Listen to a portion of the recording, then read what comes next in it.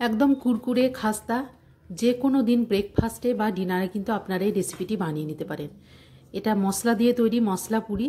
এটা কিন্তু খেতে কোনো রকম সবজি বা তরকারির একদমই প্রয়োজন পড়ে না, কোনো রকম ডাল চাটনিরও প্রয়োজন নেই। খুব সহজে এই রেসিপিটি তৈরি হয়ে যায়। তো চলুন রেসিপিটি দেখার অনুরোধ রইল। নমস্কার বন্ধুরা, আমি মধুমিতা রান্নাঘরে আপনাদের সবাইকে স্বাগত।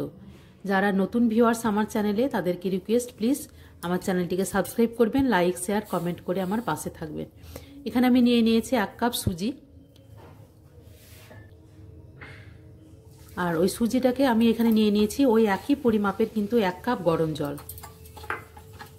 জলটা একটু বেশি গরম করতে হবে, তবে ফুটন্ত গরম জলের দরকার নেই। তারপরে জলটাকে আস্তে আস্তে মিশিয়ে একটা টাইট ডো তৈরি করে নিতে হবে। পুরো জলটা কিন্তু আমি ঢেলে দিয়েছি, তবে এখানে বেশি পরিমাণে জল একদমই দেওয়া যাবে না, নইলে কিন্তু এটা ডো তৈরি হবে না। তারপরে এটা ভালোভাবে মাখিয়ে নেওয়ার পরে এটাকে 10 থেকে 15 मिनट জন্য আমি रेस्ट दे देबो। यहाँ पर मैंने ले लिया है 1 कप सूजी और उसी के हिसाब से मैंने 1 कप गर्म पानी डालकर अच्छे से मिला लिया और उसको 10 से 15 मिनट के लिए मैंने छोड़ दूंगी रेस्ट करने के लिए। 10 থেকে 15 मिनट रेस्ट হয়ে গেছে। তারপরে এটা একদমই সুজিটা কিন্তু জল টেনে নিয়ে একটা টাইট ডো তৈরি হয়ে গেছে। তারপর আমি এখানে নিয়ে নিয়েছি দুটো সেদ্ধ করা আলু। आलू दुटोके किन्तु भालोभावे एभावे ग्रेटारेर साहाज्ये एकटू ग्रेट करे नेब। यहाँ पर मैंने ले लिया है 2 बॉइल्ड पोटैटोज। इसको अच्छे से ग्रेटर की सहायता से ग्रेट करना पड़ेगा। एभावे ग्रेट करे निते हबे, नइले किन्तु हाथ दिए मैश करले एगुलो गोटा गोटा थेके जाबे, तखन किन्तु बेलते भीषणই समस्या हबे। कोनो रकम जेन गोटा ना थाके तार जोन्नो एगुलोके हाथ दिए खूब भालोभावे मैश करे निते हबे। तारपर आमि एखाने दिए दिएछि कालोंजी, कालो जिरे, आजवान, जोआन একটু টেস্টটা বাড়ানোর জন্য। আর আমি এখানে দিয়ে দিয়েছি চিলি ফ্লেক্স, 1 চামচ চিলি ফ্লেক্স। চিলি ফ্লেক্স না থাকলে বাড়িতে যে শুকনো লঙ্কা থাকে সেগুলোকে একটু মিক্সিতে গ্রাইন্ড করেও কিন্তু নেওয়া যায়। আর यहाँ पर मैंने डाल दिया है सॉल्ट, थोड़ा सा स्वाद के हिसाब से सॉल्ट। নুন দিয়ে দিয়েছি আর একটু কুচি করে ধনেপাতা। ধনেপাতাটা কিন্তু একদম ছোট ছোট কুচি করে কেটে নিয়েছি। তারপর এগুলোকে হাত দিয়ে ভালোভাবে এভাবে মাখিয়ে নেব। তবে এখানে একদমই কোনো রকম কিন্তু জলের ব্যবহার করা যাবে না। যতটা পারা যায় এখানে একটা টাইট ডো তৈরি করে নিতে হবে। যদি কোনো কারণে হাত দিয়ে ছোট ছোট একটু গোটা গোটা আলু থেকে যায়, সেগুলো কিন্তু ভালোভাবে হাত দিয়ে একদম ম্যাশ করে নিতে হবে। তারপর যে কাপের আমি সুজি নিয়েছিলাম সেই 1 কাপের মেপে কিন্তু আমি এখানে আটা নিয়ে নিয়েছি। 1 কাপ সুজি থাকলে কিন্তু 1 কাপ আটা দিয়ে এখানে ডোটা তৈরি করা যাবে।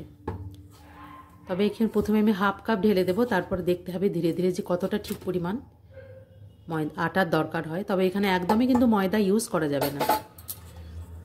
আমি এখানে 1 কাপ পরিমাণ আটা সম্পূর্ণই কিন্তু ঢেলে দিয়েছি এবং একটা টাইট ডো তৈরি করে নিয়েছি। তবে একদমই জল ব্যবহার করিনি এখানে। এখানে একটা ডো তৈরি করতে হবে। এমনি সাধারণ আটার ডো থেকে ডোটা কিন্তু একটু সফট হবে। তারপরে 1 চামচ তেল নিয়ে উপর থেকে এভাবে বুলিয়ে দেব, যেন উপরে ডোটা একদমই শক্ত হয়ে না যায়।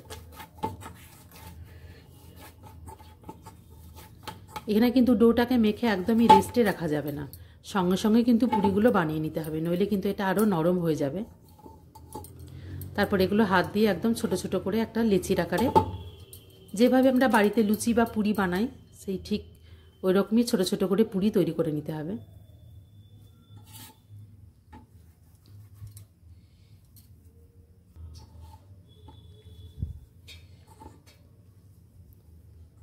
এভাবে হাতের সাহায্যে একটু গোল গোল করে পুরি তৈরি করে নিয়েছি। এদিকে আমি তেলটাও গরম করতে দিয়েছি। এখানে বেলুন চাকির মধ্যে একটুখানি সামান্য তেল দিয়ে যেভাবে আমরা বাড়িতে লুচি বা পুরি বেলি সেভাবেই কিন্তু পাতলা করে পুরিগুলো বেলে নিতে হবে। এগুলো খেতে এতটাই টেস্টি হয় এবং এগুলো এতটাই সুস্বাদু হয় মশলা দেওয়ার ফলে, যে আলাদা করে এখানে মশলা দেওয়ার কোনো রকম প্রয়োজনই পড়ে না।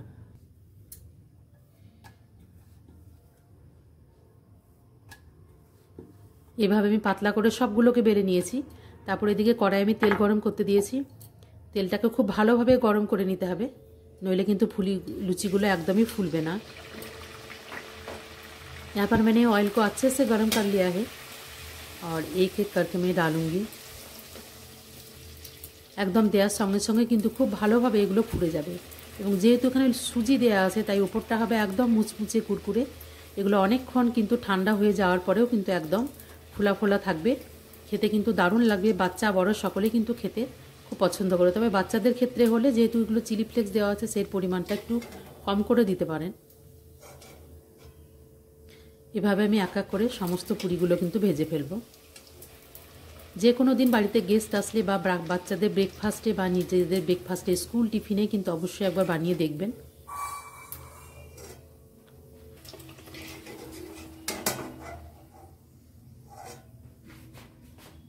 সব পুরিগুলো এভাবে আমার একদমই ভাজা রেডি হয়ে গেছে।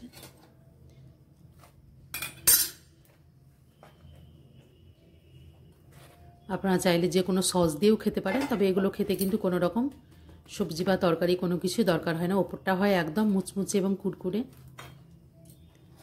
রেসিপিটি যদি ভালো লাগে আমার চ্যানেলটিকে সাবস্ক্রাইব করবেন, লাইক শেয়ার এবং কমেন্ট করে আমার পাশে থাকবেন এবং बेल बटन टी प्रेस করে আমার পাশে থাকবেন। अगर आप लोगों को ये रेसिपी अच्छी लगे please subscribe my channel and comment me. रेसिपिटी देखार जन्य धन्यवाद।